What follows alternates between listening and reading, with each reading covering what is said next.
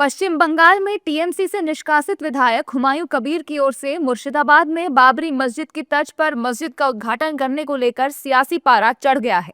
दरअसल हुमायूं कबीर ने धमकी भरे लहजे में कहा था कि अगर राज्य प्रशासन उन्हें रोकने का प्रयास करेगा तो उसका व्यापक विरोध होगा, जिसके बाद सियासत गर्मा गई है। इस मामले में पश्चिम बंगाल के गवर्नर सीवी आनंद बोस ने नाराजगी जताते हुए कहा है कि इंटेलिजेंस और फील्ड से मिली रिपोर्ट के मुताबिक मुर्शिदाबाद को स्कैंडल के स्कूल में तब्दील करने की कोशिश की जा रही है। इसकी इजाजत नहीं दी जाएगी।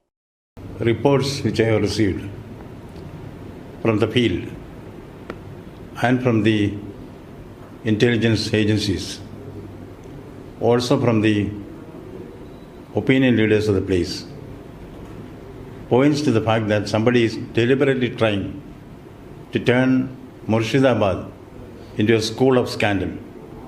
This will not be allowed. It's not a question of building a place of worship. If the communal passions are whipped up, one protects of the other, the state will not, the government, the state, the constitution will not remain idle as a mute spectator. Nobody will be allowed to take the law in their hands. Strong, effective and proactive action will be taken against those who intend to break the law. NDA नेताओं ने राज्यपाल के बयान का समर्थन करते हुए ममता सरकार पर तीखा हमला बोला है।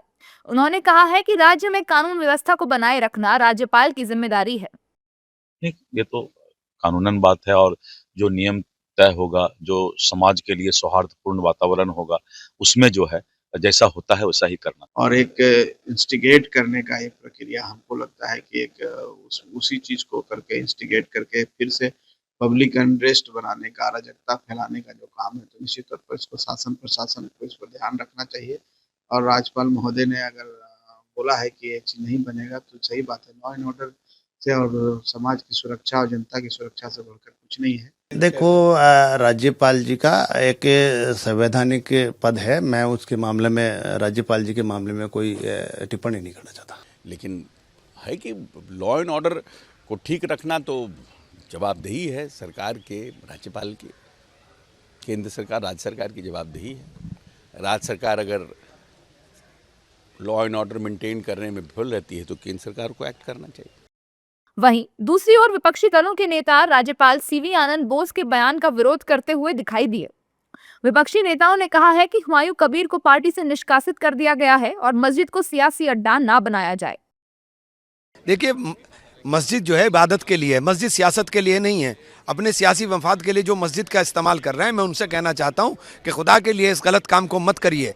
अगर हम सांप्रदायिकता का विरोध करते हैं कि सांप्रदायिक है भारतीय जनता पार्टी और भारतीय जनता पार्टी के लोग, तो फिर उतने ही सांप्रदायिक आप भी हैं। आप क्यों सांप्रदायिकता बोल रहे हो? मुल्क के अंदर तमाम जगह छिटका हुआ मुसलमान के उनके खिलाफ नफरत बो करके आपको क्या हासिल होगा? मैं राज्यपाल के बात का कोई यहाँ जवाब नहीं देना है। हमारा पार्टी का डिसीजन हमने कहा और ये स्टैंड है हमारे पार्टी का डिसीजन। हमारा श्रृंखला रक्षी कमेटी के डिसिप्लिनरी कमेटी जो है, नियम रक्षक कमेटी, वो इस सिद्धांत लिया जो उनको सस्पेंड किया जाएगा with the approval of Mamata Banerjee, our chairman, and the general secretary Abhishek Bandyopadhyay.